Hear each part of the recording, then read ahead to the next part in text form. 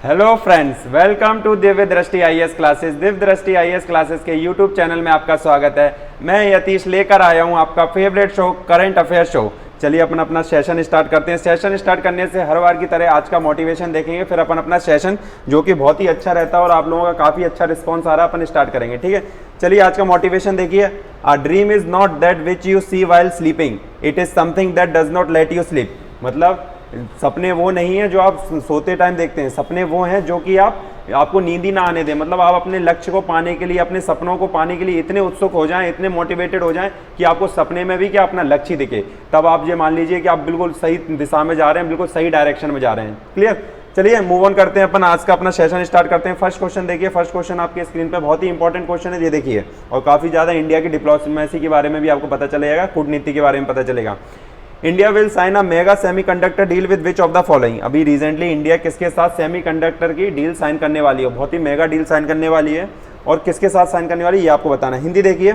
भारत निम्नलिखित में से किसके साथ एक मेगा सेमीकंडक्टर सौदे पर हस्ताक्षर करेगा? A Hong Kong, B Taiwan, C Indonesia या डी नन ऑफ दिस। मतलब इनमें से किसी से भी नहीं करेगा।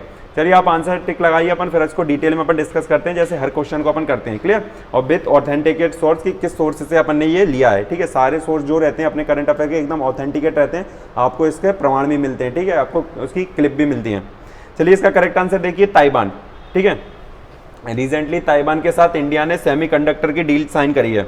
ठीक है, सेमीकंडक्टर होते क्या, हम आपके दिमाग में आ रहा होगा सेमीकंडक्टर क्या होते हैं। ठीक है, आप कुछ भी देखिए, चाहे आप स्मार्ट वॉच देखिए, जैसे कि ये स्मार्ट वॉच है, इसमें आपको सेमीकंडक्टर दिखेगा। ठीक है, आप पीसी देखिए, लैपटॉप देखिए, ठीक है, मोबाइल देखिए, सब में सेमीकंडक्टर है। जितने भी इलेक्ट्रॉनिक डिवाइस और जितने भी आजकल स्मार्ट डिवाइसेस आ रहे हैं, सब में सेमीकंडक्टर। ये पैनल है, इसमें भी सेमीकंडक्टर, हर चीज़ में सेमीकंडक्टर, और ये सेमीकंडक्टर की वजह से ही वर्क कर रही है। ये देखिए सेमीकंडक्टर, आपने देखा होगा कभी भी कोई भी आपने हार्डवेयर को खोला होगा तो उसके अंदर आपको जो दिखता है यही सेमीकंडक्टर। ठीक है, अलग अलग सेमीकंडक्टर डिवाइसेस होती हैं। ये देखिए, India has China on its toes as Modi government engage Taiwan to solve domestic chip supply. ठीक है, अपन जानते हैं कि जो सेमीकंडक्टर होते हैं ये इंडिया में मैन्युफैक्चर नहीं होते। ठीक है, ये अधिकतर अपन इंपोर्ट करते हैं कहाँ से? या तो चाइना से, साउथ कोरिया से, या फिर ताइवान से।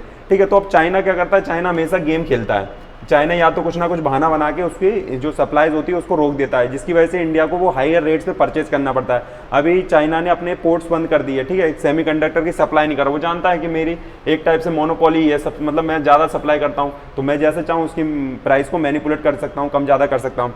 तो इंडिया ने क्या, इसको शॉक देने के लिए इसको अपने घुटनों पर ला के खड़ा कर दिया। किसके साथ? ताइवान के साथ साइन डील करके। ठीक है, और ताइवान आप जानते हो, ताइवान तो इसकी कमजोर नस वैसे भी है चाइना की। ठीक है, ताइवान क्या कहता है? हम तो इंडिपेंडेंट हैं। ठीक है, और चाइना क्लेम करता है कि ये चाइना का ही पार्ट है। क्लियर? और ताइवान, चलिए ठीक है, ताइवान क्या है? ताइवान की कौन सी? चाइना कहता है ये हमारा पार्ट है, मगर ये तो अपने आप को खुद को इंडिपेंडेंट कहते हैं। ठीक है, ताइवान की कैपिटल क्या है? ताइपे। ताइपे इसकी कैपिटल है। क्लियर? तो ये आपको चाइना, इसके बारे में तुझे को बुद्धिस्ट डोमिनेटेड है। ठीक है, यहाँ पे ज्यादातर धर्म कौन सा? बुद्धिज्म है, और इंडिया के साथ बहुत अच्छे रिलेशन चलते हैं इसके, ताइवान के। क्लियर? चलिए नेक्स्ट देखते हैं, नेक्स्ट क्वेश्चन पे मूव ऑन करते हैं। नेक्स्ट क्वेश्चन देखिए, second question. Recently who has launch the earth monitoring satellite called Landsat 9। अब एक आई इन द स्काई, मतलब आपके आकाश में क्या होगी? आंख होगी, ऐसी सैटेलाइट लॉन्च कर रहा है। ठीक है, तो आपको बताना है कौन ये सैटेलाइट लॉन्च करने जा रहा है, और काफ़ी ज़्यादा इंपॉर्टेंट आज आपको पता चलेगा कि कौन लॉन्च रहा है, और इंडिया का इससे फायदा है कि इससे नुकसान है इंडिया का। ठीक है, चलिए हिंदी देखिए, फिर आप इसको डिटेल में डिस्कस करते हैं।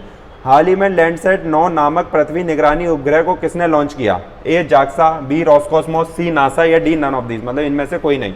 ए जाक्सा, बी रॉसकॉस्मोस, सी नासा या इनमें से कोई नहीं। किसने लैंडसेट 9 रॉकेट लॉन्च किया है और लैंडसेट 9 सैटेलाइट लॉन्च करी है? ठीक है, अपन देखेंगे कि लैंडसेट 9 सैटेलाइट किससे रिलेटेड है और कहाँ से लॉन्च की गई, तो किसने लॉन्च की है। चलिए इसका करेक्ट आंसर देखिए। करेक्ट आंसर क्या है इसका? इसका करेक्ट आंसर है सी, नासा। ठीक है, रिसेंटली नासा ने अपने स्पेस स्टेशन से कौन सी सैटेलाइट लॉन्च कर दी? इसका नाम क्या है? लैंडसेट 9। ठीक है, लैंडसेट 9 किससे रिलेटेड है? ये आपकी जो अर्थ ऑब्जर्वेशन सैटेलाइट है। ठीक है, अर्थ ऑब्जर्वेशन सैटेलाइट मतलब ये अर्थ को ऑब्जर्व करेगी। क्लियर? अर्थ पे जितने भी अच्छे अच्छे इमेजेस लेगी, और इसके अंदर जो कैमरा लगा हुआ है ना, वो इतना अच्छा कैमरा है, इसके जो लेंसेज है इतने अच्छे हैं कि बिल्कुल आपको क्रिस्टल क्लियर चीज़ें दिखेंगी कि आप कितनी ज़्यादा बिल्कुल क्लियर देख सकते हो। अभी आप देखते हो जो गूगल मैप देखते हो वो आपको थोड़ा ब्लर दिखता है। ठीक है, आप कैमरे से भी फोटो खींचते हो तो वो भी आपको ब्लर दिखती है, मगर ये तो स्पेस में 7700 किलोमीटर के ऊपर लगाया जा रहा है, उसके बाद भी इतनी क्रिस्टल क्लियर फोटो आएंगी इसकी। Clear?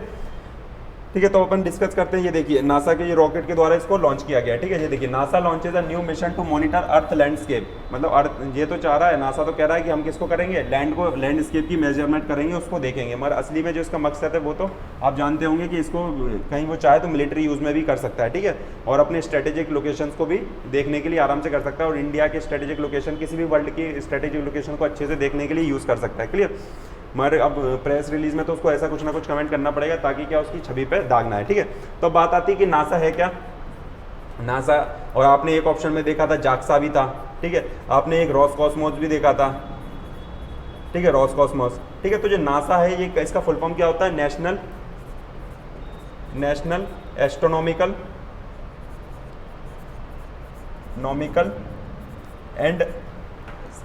And space agency, space administration. ठीक है, ये नासा का फुल फॉर्म है, और ये क्या, ये किसकी, ये स्पेस एजेंसी है यूएस की। स्पेस एजेंसी किसकी है, यूएस की, यूनाइटेड स्टेट्स की ये स्पेस एजेंसी। इसी जिस तरीके से अपनी इसरो है, क्लियर, जिस तरीके से अपनी इसरो है, जिसका Indian space satellite research organisation है, उसी तरीके से यहाँ की यूएस की क्या है, नासा। उसी तरीके से जापान की क्या है, जाक्सा, जिसका नाम है जापानी स्पेस एजेंसी। ठीक है, रॉसकॉस्मोस रशिया की स्पेस एजेंसी। याद रखना, ये पूछा जा सकता है आपको, रशिया की स्पेस एजेंसी का नाम क्या है, रॉसकॉस्मोस। जापान की स्पेस एजेंसी का नाम क्या है, जाक्सा, और यूएस की नासा, और इंडिया की क्या है, इसरो। क्लियर, चलिए नेक्स्ट मूव ऑन करते हैं, अपन थर्ड क्वेश्चन देखेंगे, फिर अपन डिटेल में उसको भी डिस्कस करेंगे। ठीक है, ये भी सैटेलाइट से रिलेटेड क्वेश्चन है, मगर ये इंडिया के द्वारा किया गया है। Inspire set 1 CubeSat satellite is being launch under. ठीक है, अभी रिसेंटली एक सैटेलाइट लॉन्च की गई है इंडिया के द्वारा, जो कि क्या इंस्पायर सेट Q1 सेट है। ठीक है, तो ये किसके द्वारा, किस प्रोग्राम के अंदर लॉन्च की गई है। ठीक है, तो आपको बताना है, पहला inspire program, B crawl program, C intercity program, या डी नन ऑफ द, मतलब इनमें से कोई नहीं, कौन सा उसके अंदर लॉन्च की गई है। क्लियर, आपको बताना है इंस्पायर प्रोजेक्ट के अंदर, क्या आपकी क्लोन प्रोजेक्ट के अंदर, क्या इंटरसिटी प्रोजेक्ट के अंदर, या इनमें से किसी नहीं। क्लियर, चलिए इसका करेक्ट आंसर देखिए, अपन डिस्कस करते हैं। इसका करेक्ट आंसर देखिए, इसका करेक्ट आंसर है ए, इंस्पायर प्रोग्राम के अंदर। ठीक है, इंस्पायर प्रोग्राम के अंदर inspire set 1 CubeSat satellite launch करा जा रहा है। ठीक है, ये किससे रिलेटेड है, ये एजुकेशनल सैटेलाइट है। ठीक है, एजुकेशन सैटेलाइट है, आपको अच्छी एजुकेशन और अच्छी क्वालिटी की डिजिटल एजुकेशन मिल सके, उस कारण से इसको लॉन्च किया गया। ठीक है, किसने लॉन्च किया है इसको, अब बात आती है किसने लॉन्च किया। ये इंडिया की स्पेस एजेंसी, जैसे मैंने अभी नासा बनाया था, उसी तरीके से इंडिया की स्पेस एजेंसी क्या, इसरो ने PSLV के द्वारा, पोलर सैटेलाइट लॉन्च व्हीकल के द्वारा इसको लॉन्च किया गया। ये देखिए, inspire sat primed for launch से Indian Institute of Space Science and Technology. ठीक है, Indian Science and Space Technology के द्वारा इसको बनाया गया, उसके बाद इसको लॉन्च किया गया। क्लियर, तो किसने, इसरो ने लॉन्च किया। ठीक है, इसरो के साथ साथ इसके जो कोलोराडो यूनिवर्सिटी है, कोलोराडो यूनिवर्सिटी, उसने भी इसके साथ कोलेबोरेशन किया है। ठीक है, और जापान की यूनिवर्सिटी, उसने भी कोलेबोरेट करके इसको लॉन्च किया है। क्लियर, तो इंडिया की institute of Space Science and technology के द्वारा, और लॉन्च किसके द्वारा किया, इंडियन स्पेस एजेंसी, इसरो। ठीक है, ठीक है, क्यूबसैट, क्या नाम है इसका सैटेलाइट का, इंस्पायर सेट 1 क्यूबसैट 1। क्लियर, चलिए नेक्स्ट मूव ऑन करते हैं। नेक्स्ट क्वेश्चन देखिए आप, फोर्थ क्वेश्चन देखिए, फिर अपन इसको डिटेल में डिस्कस करेंगे जैसे अपन हर क्वेश्चन करते हैं। फोर्थ क्वेश्चन देखिए, who is appointed as an external auditor of the International Atomic Energy Agency IAEA for 6 year. अभी हाल ही में किसको ऑडिटर नियुक्त किया गया, किसका, AIAE का, international Atomic Energy agency. Clear, आपको बताना है। ठीक है, हिंदी में ट्रांसलेशन देखिए, फिर इसको अपन डिटेल में डिस्कस करेंगे। चलिए हिंदी देखिए इसका। 6 वर्ष के लिए अंतर्राष्ट्रीय परमाणु ऊर्जा एजेंसी IAEA के भारी लेख परीक्षण के रूप में किसे नियुक्त किया गया है, A PC Sharma, B AC Yadav, C MC Mary Kom, या D GC मुर्मू। ठीक है, इनमें से किसको IAEA का एक्सटर्नल ऑडिटर लॉन्च किया गया, नियुक्त किया गया 6 वर्षों के लिए। ठीक है, चलिए इसका करेक्ट आंसर देखिए, फिर इसको अपन डिटेल में डिस्कस करते हैं, किसको अपॉइंट किया गया और इसको इंडिया का इससे क्या फ़ायदा होगा। चलिए इसका करेक्ट आंसर है डी GC मुर्मू। ठीक है, अपने जो होनरेबल कैग हैं, controller auditor general of India, उन्हीं को एक्सटर्नल ऑडिटर किसका नियुक्त किया गया, इंटरनेशनल एटॉमिक एनर्जी एजेंसी। ठीक है, अपन देखेंगे कि इंटरनेशनल एटॉमिक एनर्जी क्या होती है, पहले से पहले सोर्स देख लिया। देखिए बिजनेस स्टैंडर्ड में डायरेक्ट आर्टिकल आया था, CAG Murmu becomes the external auditor of international Atomic Energy agency. ठीक है, IAEA है क्या, अब आपके मन में आएगा कि IAEA है क्या, जो इंटरनेशनल एटॉमिक एनर्जी एजेंसी है, ये है क्या। ठीक है। ये आपने देखा होगा जितनी भी एटॉमिक फैसिलिटी होती है, जितनी भी न्यूक्लियर फैसिलिटीज़ होती हैं कंट्रियों में, उनके ऊपर मॉनिटर रखती है, मतलब उनके ऊपर निगरानी रखती है कि कोई अपना जो न्यूक्लियर एनर्जी प्रोग्राम है, मतलब जो सिविलियन यूज़ के लिए कर रहा है ना, न्यूक्लियर बम तो नहीं बना रहा। जैसे कि आपने देखा होगा ईरान के ऊपर सेंक्शन क्यों लगे थे, ईरान जो अपना सिविल न्यूक्लियर डील थी उसका किसके लिए बना रहा था, बताया जा रहा था कि वो क्या न्यूक्लियर वेपन्स बना रहा है इससे, ठीक है। तो इसके ऊपर क्या कंट्री इसके ये जो रहता है ये पूरी क्या ऑडिट करती है, बिल्कुल उनके ऊपर निगरानी रखती है कि कोई इसको यूज़ ना कर ले किसके लिए, न्यूक्लियर बम के लिए, ठीक है। तो ये आईएई का हेडक्वार्टर है, इसका फुल फॉर्म तो ये देख लीजिए, इंटरनेशनल एटॉमिक एनर्जी, ठीक है, atom for piece and development, ठीक है। इसका हेडक्वार्टर कहाँ है, इसका हेडक्वार्टर है Veena Austria, clear, Veena Austria में इसका हेडक्वार्टर है, क्लियर। तो कौन, अपने जो ऑनरेबल कहे गए controller auditor general of India, उनको बनाया गया इसका एक्सटर्नल ऑडिटर की इसकी पूरी अकाउंटिंग है उसको ऑडिट किया जाए, क्लियर। तो इंडिया के लिए काफ़ी प्राउड है क्योंकि कोई इंडियन बन रहा है इसका ऑडिटर, क्लियर। काफ़ी प्रेस्टिजियस ऑर्गेनाइजेशन है ये। चलिए फिफ्थ क्वेश्चन देखिए, Tai Ahom and Matak which were seen in the news recently are the communities demanding scheduled tribe status in which state. जो अभी ताओम और मटक का नाम की दो अनुसूचित जातियाँ हैं जी, अपने आपको शेड्यूल्ड ट्राइब्स के लिए चाहती हैं कि हमारा नामांकन या हमारा लिस्ट किस में हो जाए, शेड्यूल लिस्ट में हो जाए। तो ये कहाँ से बिलोंग करती हैं। चलिए हिंदी देखिए इसका, ताओम और मटक दो हाल ही में खबरों में रही किस राज्य की अनुसूचित जनजाति के दर्जे की मांग करने वाली समुदाय हैं। ए वेस्ट बंगाल, बी आंध्र प्रदेश, सी आसाम या डी कर्नाटका, ठीक है। आपको बताना है कि ये किसमें शेड्यूल स्टेटस चाह रही है कि हमें शेड्यूल स्टेटस मिल जाए, क्लियर। चलिए इसका करेक्ट आंसर देखिए, करेक्ट आंसर क्या है इसका करेक्ट आंसर है सी आसाम, ठीक है। जो ताओम और मटक कम्युनिटीज़ हैं ये कहाँ से चाह रही है, ये चाह रही है कि हमें आसाम में शेड्यूल ट्राइब का स्टेटस मिल जाए, ठीक है। शेड्यूल ट्राइब का स्टेटस मिलने से क्या फ़ायदा होगा कि इनको जितनी भी गवर्नमेंट से अपॉर्चुनिटीज़ होती हैं उनको डायरेक्ट बेनिफिट मिलेगा, ठीक है। अभी ये शेड्यूल ट्राइब्स में नहीं है, तो ये चाह रही है कि हम शेड्यूल ट्राइब्स में इंक्लूड हो जाएं, जिससे कि गवर्नमेंट की जितनी भी फैसिलिटीज़ है, जितनी भी स्कीम है, उसका डायरेक्ट बेनिफिट मिल जाए, ठीक है। ये देखिए हिंदू में प्रकाशित हुआ था स्टेट्स वाले सेशन में, क्या लिखा है, ST status demand Assam CM Hemant Rao meet Tai Ahom and Matak community for leaders, ठीक है। तो ताई अहोम और मटक कम्युनिटी के जो लीडर्स हैं, जो नेता, उनसे मिला ताकि क्या इनको भी शेड्यूल ट्राइब्स में इंक्लूड किया जाए, इनकी डिमांड है, ठीक है। और आप जानते हैं कि वहाँ पे ट्राइब्स का आसाम में वैसे ही बहुत ज़्यादा क्लैश रहता है, बहुत ज़्यादा कॉन्फ्लिक्ट रहता है ट्राइब्स का, ठीक है। तो उनको खुश करने के लिए ये इनके ताई होम्स और मटक कम्युनिटी के लीडर से मिले हैं, ठीक है।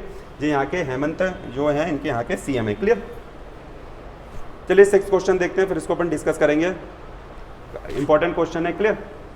Who has become the new prime minister of Japan. Japan के हाल ही में नए प्राइम मिनिस्टर या प्रधानमंत्री किसको बनाया गया, ठीक है, और कौन उसको रिप्लेस होगा अपन डिस्कस करेंगे, ठीक है। इसका हिंदी देखिए फिर अपन इसको डिस्कस करते हैं। जापान के नए प्रधानमंत्री कौन बने, ए योशिहिदा सुगे, बी फोमियो किशिदा, सी यूरिका कोइके या डी तोशियो सनकाई, ठीक है। जापानीज़ नाम है, थोड़ा प्रोनाउंस करने में आपको थोड़ा प्रॉब्लम होगी, मगर ये देख लीजिए काफ़ी इंपॉर्टेंट क्वेश्चन है, क्योंकि जापान की आप जानते हैं इंडिया के साथ काफ़ी अच्छे, बहुत अच्छे फ्रेंडली रिलेशंस रहते हैं, क्लियर। तो काफ़ी ज़्यादा इंपॉर्टेंट रहेगा, क्योंकि अब आप डिटरमाइन करेगा ये कि इंडिया के रिलेशन कैसे रहेंगे, ठीक है, वहाँ के पीएम से इंडियन प्राइम मिनिस्टर के रिलेशन कैसे रहेंगे। ए ऑप्शन है योशिहिदे सुगे, बी फूमिका किशिदा, सी योरिका कोइके या डी तोशिशो सनाकी, ठीक है। आपको बताना है इनमें से कौन नए प्रधानमंत्री बनने वाले और किसको रिप्लेस करेंगे, अपन ये भी देखेंगे, ठीक है।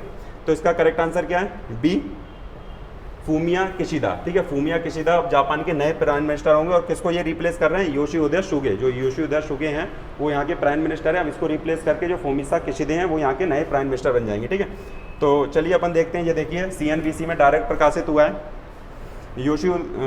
Fumio Kishida set to become the Japan next prime minister after winning using ruling party leadership, ठीक है। जो उनकी रूलिंग पार्टी है उनकी रेस में वो जीत गए, तो इसको फूमिया किशिदा को वो बन जाएगा, ठीक है। अभी प्रेजेंटली ये क्या है, वहाँ के फॉरेन मिनिस्टर हैं, ठीक है। अब जी यहाँ के एज अ PM नियुक्त हो जाएंगे, ठीक है। ये जापान का फ्लैग है, आपने देखा होगा। अब जापान क्या है, जापान एक आर्किपेलागो क्या होता है, जो ग्रुप ऑफ आइलैंड्स होते हैं, मतलब जो होते हैं ना महाद्वीप, जो द्वीप होते हैं, द्वीप का जो समूह होता है उसे इंग्लिश में बोलते हैं आर्किपेलागो, ठीक है। उनका ग्रुप है पूरा, ठीक है, क्या जापान, ठीक है। तो मेनली वैसे तो 6000 आइसलैंड के आसपास है, मगर जो मेन आइसलैंड है जापान में वो कौन कौन से हैं, होकाइडो, होंगशू, शिकागो और काइशू, ठीक है। इनसे मिलके मेन बनता है जापान, क्लियर। जो मेजर आइलैंड है, वैसे तो इसमें 6000 से भी ज़्यादा आइसलैंड है, क्लियर। और आपको कमेंट बॉक्स में लिखना है कि वर्ल्ड का सबसे बड़ा आर्किपेलागो क्या है, वर्ल्ड में सबसे ज़्यादा ग्रुप ऑफ आइलैंड कौन सा है, क्लियर। चल नेक्स्ट क्वेश्चन देखिए, how many scientist will be honour with the Shanti Swarup Bhatnagar prize 2021। अब शांति स्वरूप भटनागर प्राइज होता है इंडिया का काफ़ी अच्छा प्रेस्टिजियस अवार्ड है, जो कि साइंस के फील्ड में दिया जाता है। तो इस बार कितने लोगों को ये पुरस्कार अवार्ड किया गया है, ठीक है। हिंदी देखिए, 2021 में कितने वैज्ञानिकों को शांति स्वरूप भटनागर पुरस्कार से सम्मानित किया जाएगा? A11, B6, C18 या D24? A11, B6, C18 या D24? इनमें से कितने लोगों को इस बार 2021 का शांति स्वरूप भटनागर पुरस्कार दिया जाएगा? ठीक है, फिर अपन देखेंगे शांति स्वरूप भटनागर कौन थे और ये प्राइस किस फील्डों में दिया जाता है और इस बार किसको ये प्राइस जो सबसे ज़्यादा प्रेस्टिजियस कैटेगरी है उसमें मिला है। क्लियर? चलिए इसका करेक्ट आंसर देखिए, फिर इसको अपन डिस्कस करते हैं डिटेल में। ठीक है, विथ ऑथेंटिकेट सोर्स की अपन ने कौन सा सोर्स लिया है इसमें। चलिए इसका करेक्ट आंसर देखिए ए। ठीक है, इसका करेक्ट आंसर क्या है? ए। जो शांति स्वरूप भटनागर प्राइज है इस बार कितने लोगों को? 11 लोगों को मिल रहा है। ठीक है, अब अपन डिस्कस करते हैं कि शांति स्वरूप भटनागर थे कौन। ठीक है, और इंडिया के लिए उन्होंने क्या कॉन्ट्रीब्यूट किया ये देखिए। इंडियन गवर्नमेंट ने इनके लिए 100 रुपये का डाक टिकट या पोस्टल स्टैम्प भी रिलीज किया हुआ है। ठीक है, ये देखिए Assam scientist bag Shanti Swarup Bhatnagar award for pioneering work. ठीक है, इस बार जो आसाम के ये बिलोंग करते हैं इन्होंने को इस बार जो शांति स्वरूप का सबसे ज़्यादा जो फेमस कैटेगरी है साइंस उसमें इन्होंने डायरेक्ट लिया। ठीक है, 11 साइंटिस्टों में से एक जी है इनका। और आफ्टर 20 ईयर्स आसाम कितने साल बाद जीता है? 20 साल बाद ये जीता है। ये देखिए, bag the award given in the 7 categories. ठीक है, 7 कैटेगरीज में जो दिए जाते हैं उसमें से इन्होंने सबसे ज़्यादा जो प्रेस्टिजियस कैटेगरी है उसमें जीता है आसाम ने। आसाम के ये 44 ईयर्स के हैं और आफ्टर 11 ईयर आसाम ने जीता है। क्लियर? तो शांति स्वरूप को होते आपने सुना होगा CSIR। ठीक है, जिसे बोलते हैं अपन ने कल जो लास्ट करंट अफेयर थे अपने 30 सितंबर को उसमें अपन ने CSIR के बारे में देखा। तो इसका फुल फॉर्म क्या? Centre for scientific council for scientific and industrial research. ठीक है, काउंसिल फॉर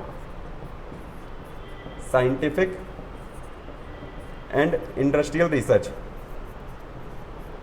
ठीक है, ठीक है, हेडक्वार्टर कहाँ है इसका? As usual Delhi.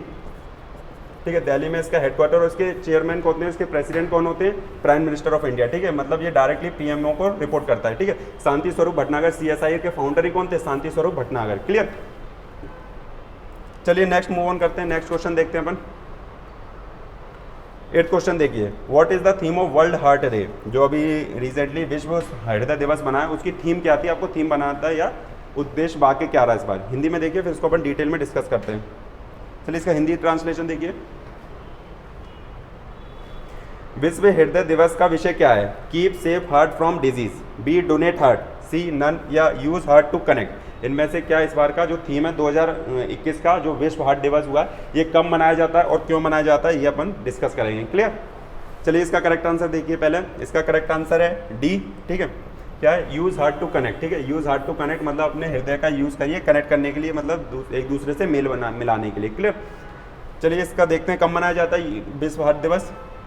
ये देखिए, वर्ल्ड हार्ट डे सितंबर 29, 2021 पूछा जाता है वनडे एग्जाम में कभी कभार कि इस दिन को क्या मनाया जाता है। 29 सितंबर में क्या मनाया जाता है? फिर 4 ऑप्शन रहते हैं, आपको एक सेलेक्ट करना पड़ता है।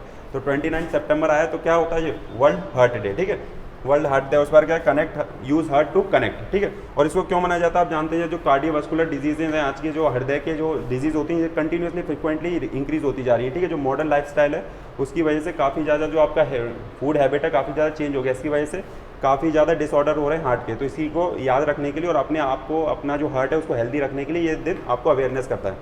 चलिए second last question of the day देखिए, which country president Kais Saied has named Najla Bouden Romdhane who worked with the World Bank as the country's first female prime minister. अब किस देश के पहली महिला प्रधानमंत्री बनने वाली और क्या हो रहा है ये अपन पूरा डिटेल में डिस्कस करेंगे और क्या इशू है यहाँ पे और आपको एक बहुत अच्छी आज जानकारी भी पता चलेगी। ठीक है, किस देश के राष्ट्रपति के शायद ने विश्व बैंक के साथ काम करने वाली नजला बोबडे रोमधाने को देश की पहली महिला प्रधानमंत्री के रूप में नामांकित किया है? ए केन्या, बी लेबनान, सी ट्यूनीशिया या डी फ्रांस। मतलब पहली प्रधानमंत्री बनने वाली है वहाँ की महिला प्रधानमंत्री। ठीक है, जो वहाँ के राष्ट्रपति थे कायस सैयद उन्होंने उसको नॉमिनेट कर दिया है। क्लियर? कि अब यहाँ की नई प्रधानमंत्री होगी जिसने वर्ल्ड बैंक में काम किया है। ठीक है, काफ़ी अच्छी रिनाउंड पर्सनैलिटी है वहाँ पे ये, इसलिए उनको नॉमिनेट किया गया ताकि प्रेसिडेंट की भी इमेज बनी रहे वहाँ पे। चलिए इसका करेक्ट आंसर देखिए, इसका करेक्ट आंसर है सी ट्यूनीशिया। ठीक है, फर्स्ट ऑफ ऑल आपके दिमाग में प्रश्न आता होगा ये ट्यूनीशिया है कहाँ? इतना ज़्यादा न्यूज़ में नहीं रहता, मगर ये देखिए पहले हिंदू के इंटरनेशनल पेज में आया था ये। ठीक है, Tunisia president name Najla Bouden as the country's first female prime minister. ठीक है, ये हैं नज़ला बुदाउन, इन्होंने वर्ल्ड बैंक में भी काम किया। ठीक है, ट्यूनीशिया की पहली महिला प्रधानमंत्री बनने वाली है। ठीक है, ट्यूनीशिया कहाँ पे? ये दिख रहा है आपको, अफ्रीका के बिल्कुल नॉर्थन में मेडिटेरियन सी से बॉर्डर टच करता है ट्यूनीशिया। ठीक है, ट्यूनीशिया की कैपिटल क्या है? ट्यूनिस। ठीक है, ट्यूनिस यहाँ की कैपिटल है। क्लियर? तो ये यहाँ की फीमेल प्राइम मिनिस्टर बने और किसने ये करा है? कायस सैयद ने इनको क्या कर दिया, नॉमिनेट किया है एज अ प्राइम मिनिस्टर। ठीक है, क्यों किया, अभी रिसेंटली क्या किया था इनने अपने प्रेसिडेंट की क्या जो इनका प्राइम मिनिस्टर थे इनसे पहले उनको क्या कर दिया, एलिमिनेट कर दिया था, क्योंकि वहाँ पे उनको ऊपर इल्ज़ाम लग रहे थे वहाँ के प्रधानमंत्री पे या प्राइम मिनिस्टर पे कि उन्होंने जो कोविड के टाइम पे अच्छे से स्टेप्स नहीं लिए, इसलिए सरकार किसके, प्रेसिडेंट के खिलाफ जा रही। तो प्रेसिडेंट ने उनको क्या अपनी पोस्ट से हटा दिया था, तो उसके बाद भी वहाँ पे प्रोटेस्ट कंटिन्यूस रहे ट्यूनीशिया में। तो इसी चक्कर में उन्होंने जो एक फेमस पर्सनैलिटी है जो वर्ल्ड बैंक में भी काम कर चुकी है, ठीक है, इनका नाम क्या है, नज़ला बुदाउन, इनको क्या as a prime minister of Tunisia appoint कर दिया। ठीक है, last question, move on to last question, अपन लास्ट क्वेश्चन पे मूव करते हैं। क्लियर, लास्ट क्वेश्चन देखिए, union agriculture minister Narendra Singh Tomar launches Amul honey on which date. अभी आपने अमूल मिल्क देखा होगा, अमूल छाछ देखा होगा, अब क्या अमूल हनी भी आने लगा है, तो अमूल हनी कहाँ से लॉन्च किया है, किस तारीख को उन्होंने लॉन्च किया, अपन डिस्कस करेंगे अमूल के बारे में कि अमूल कैसी कंपनी है। क्लियर, हिंदी ट्रांसलेशन देखिए इसका, केंद्रीय कृषि मंत्री नरेंद्र सिंह तोमर ने किस तारीख को लॉन्च हुआ अमूल हनी, अमूल हनी उसको लॉन्च किया। ठीक है, ए सितंबर 24, बी सितंबर 28, सी सितंबर 26 या सितंबर 30। ठीक है, सितंबर 24, सितंबर 28, सितंबर 26, सितंबर 30। अभी तक आपने क्या सुना होगा, Amul milk, Amul curd, Amul ice cream, अब क्या अमूल हनी भी आपको मिलेगा। तो आपको बताना है कि किसने लॉन्च किया। अपने एग्रीकल्चर मिनिस्टर कौन है, श्री नरेंद्र सिंह तोमर जी। ठीक है, इससे पहले हरसिमरत कौर जी थी, जो कि फार्म प्रोटेस्ट बिल जो आए थे उसके चक्कर में उन्हें प्रोटेस्ट के चक्कर में उन्हें रिजाइन दिया था, तो इन्होंने टेक ओवर किया था मिनिस्ट्री ऑफ एग्रीकल्चर। ठीक है, तो आपको बताना है कब इन्होंने लॉन्च किया और अमूल के बारे में अपन पूरा डिटेल में डिस्कस करेंगे। क्लियर, ये सितंबर 24, सितंबर 28, सितंबर 26 या सितंबर 30। चलिए इसका करेक्ट आंसर देखिए, फिर अपन डिस्कस करते हैं और आज आपको अमूल के बारे में भी कुछ चीज़ें पता चलेंगी। क्लियर, चलिए इसका करेक्ट आंसर देखिए, करेक्ट आंसर क्या है, बी 28 सितंबर। ठीक है, 28 सितंबर को अपने honourable agriculture minister of India Shri Narendra Singh Tomar ji के द्वारा लॉन्च किया गया अमूल हनी। ठीक है, चलिए ये देखिए,